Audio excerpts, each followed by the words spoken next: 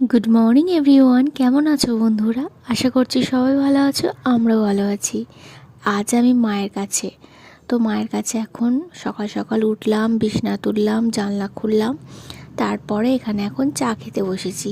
তো দেখো, মা সবসময় বড় কাপের চাটা আমাকেই দেয়, কারণ মা জানে আমি চা খেতে কতটা ভালোবাসি। চায়ের পরে টিফিন খেয়েছিলাম, ভাত খেয়েছিলাম। এখন দেখো, মা সন্ধেবেলা রান্না করছে ঘুগনি। নিরামিষ ঘুগনি খাওয়ার ইচ্ছা হচ্ছিল অনেক দিন থেকে, তো মাকে বলেছিলাম, তো মা মনে রেখেছে। তো তাই জন্য এখন নিরামিষ ঘুগনি বানানো হচ্ছে। আর আজকে কালী পুজো আছে, তাই নিরামিষ ঘুগনি আর লুচি বানানো হচ্ছে।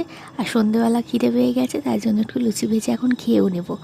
তারপরে দেখো, মা বানাবে হচ্ছে, মা একটু করবে, কাজ করবে আর কি, শাড়ির ফলস পাড় বসাবে। তো একজন বানাতে করতে দিয়েছে, মা পারে যেহেতু তাই করছে। তো ভিডিওটা কেমন লাগলো কমেন্টে কিন্তু অবশ্যই জানাবে। সবাই ভালো থেকো, টাটা, দেখা হবে নেক্সট